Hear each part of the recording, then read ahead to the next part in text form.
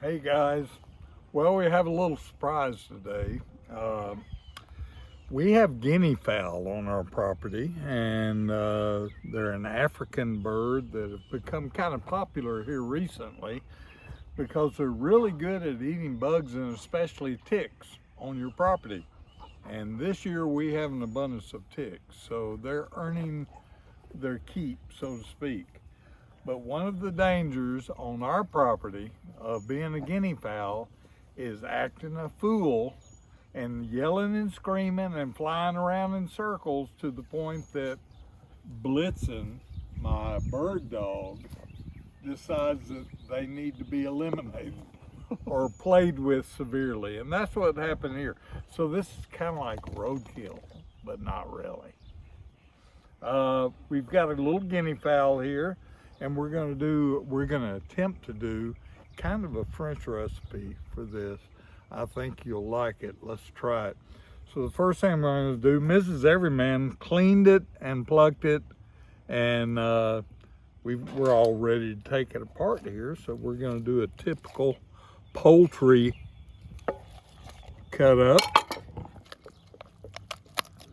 That's the way we do it. Take the legs off. Really should set that down.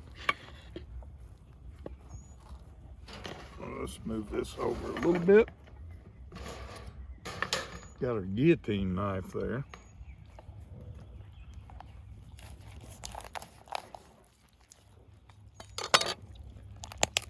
Now, guinea is really good. It is poultry, obviously. It has a little bit of wild flavor to it, but not bad. A little minerally flavor. Oops. Come back here. Here's.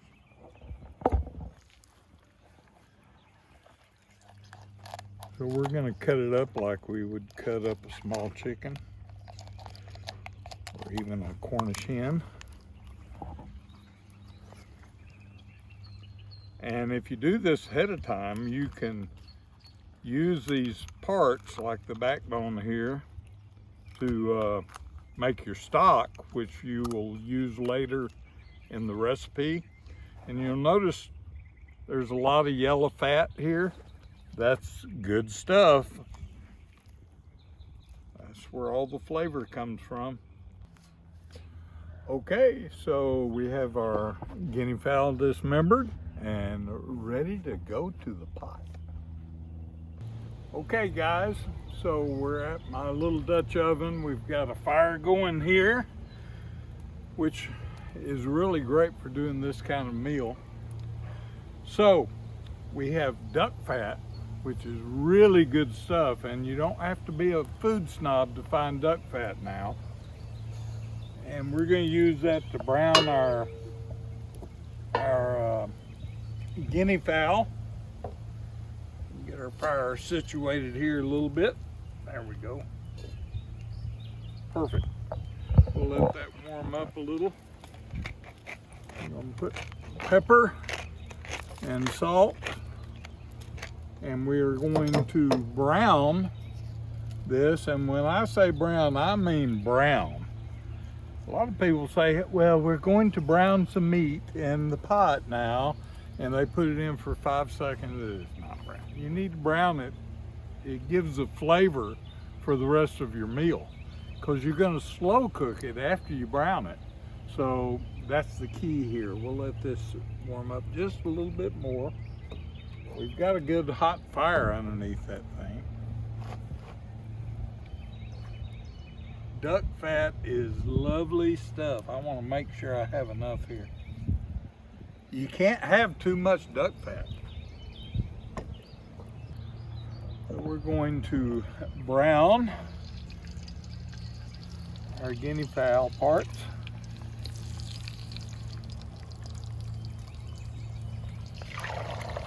Oh yes, the sound of relief.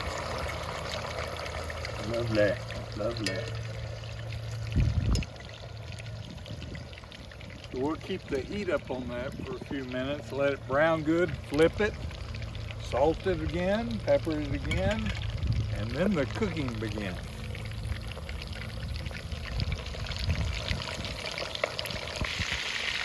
Okay, let's check these for brownness. Oh yeah, that will work. We'll get her all flipped over.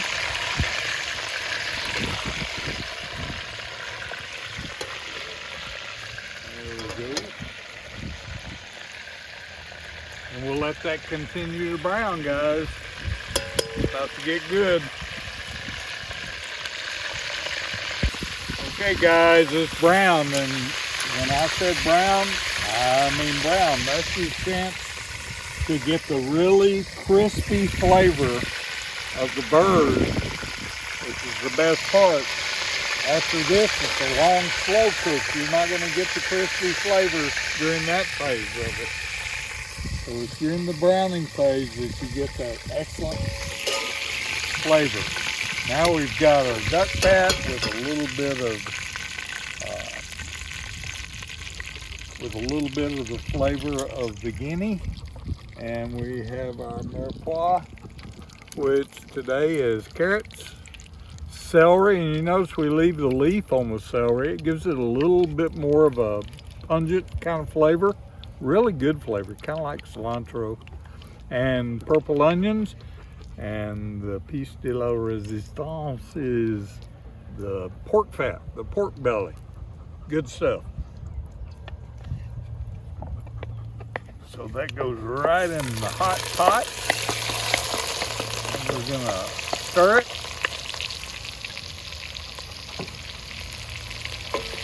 And get it ready to add our broth in a little bit, and our garlic in a little bit.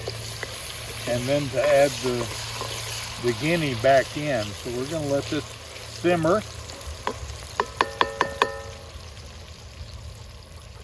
And I may even rotate it a little bit to get it off quite so much heat. How you like my little fire pit made with landscape blocks? Pretty cool. Okay, so we're just going to sweat this down for a few minutes and let it kind of clear up a little, and then we're going to add the garlic and the cabbage and all sorts of wonderful stuff to it. Stay tuned. Okay, as you can see, we've sauteed our veggies and pork, and by the way, we use unsalted pork because it's what we had. But if you get salt pork, good. It's just that much less salt you have to add to your final recipe. So we're going to add our garlic now. And you don't add it earlier because you don't want to overcook it. You want it just barely translucent. So we're going to let it soften up here for a minute.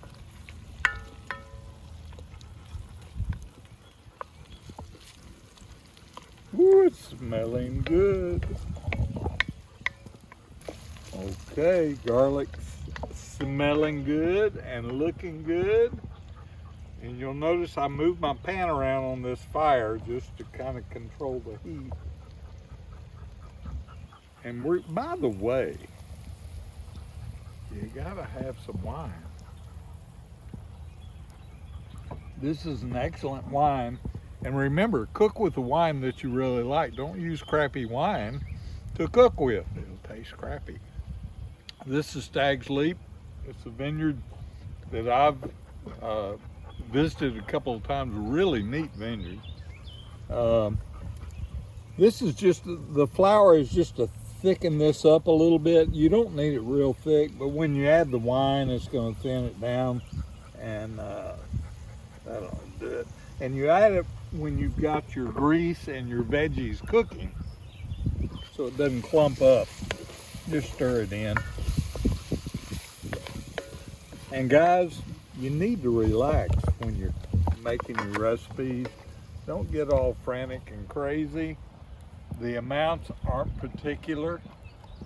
It's the whole ambiance of cooking that makes the dish great.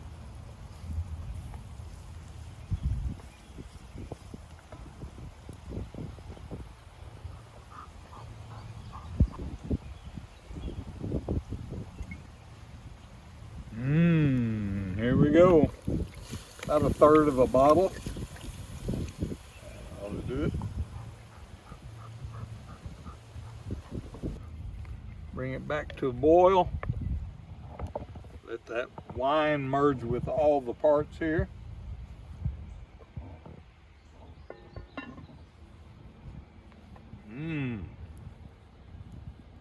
We need smell-o-vision so you can smell this.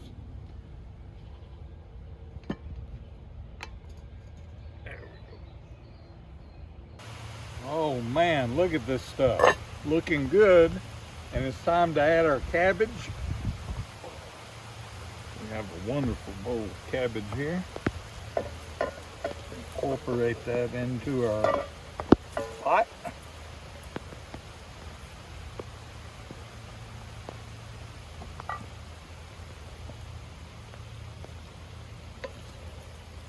Whoop. I'm going to turn that into the mix.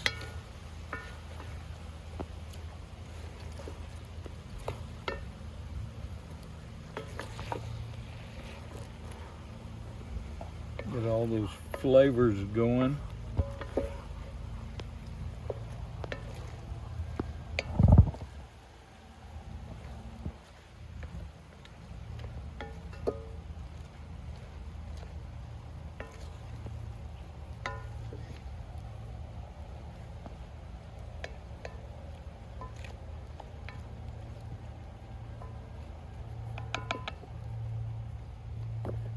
And now we're going to add our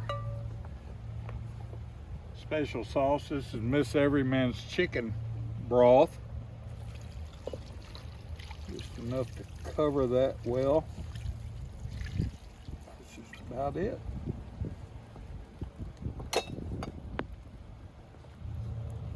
Oh yeah.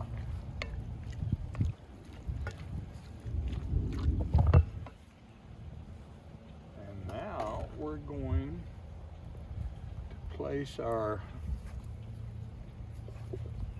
guinea pieces in the mix.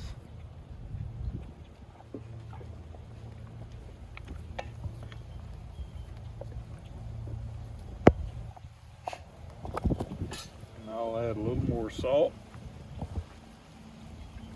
We've got a Celtic salt, which I love. Our pepper.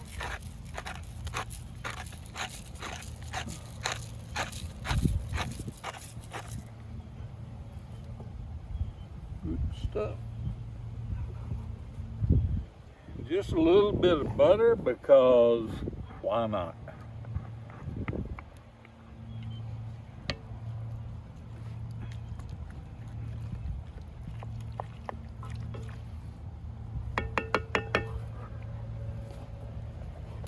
It's going to be good in about 45 minutes to an hour. I'll check it at 45. We'll keep the heat medium and see how it's doing.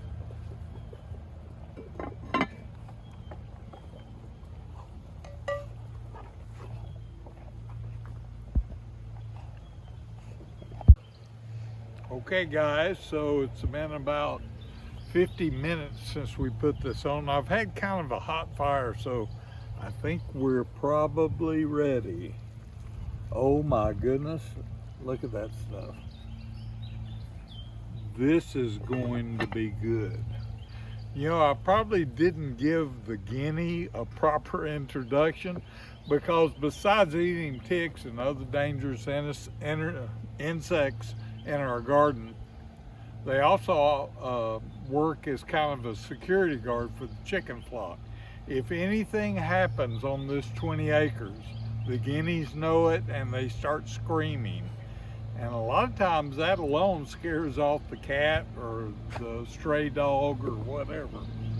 So guineas serve a valuable purpose, and this particular guinea is serving a really good purpose here. We're going to carry this inside and enjoy.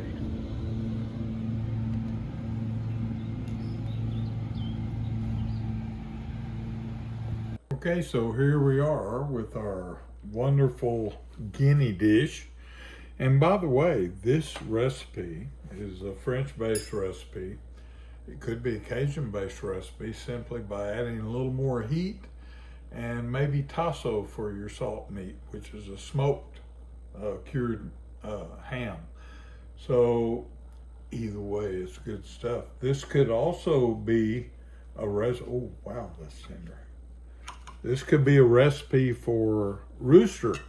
If you have to cull some roosters out of your flock, which everyone has to do, they tend to be a little tough.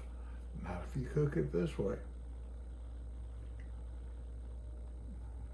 Oh man. Excellent.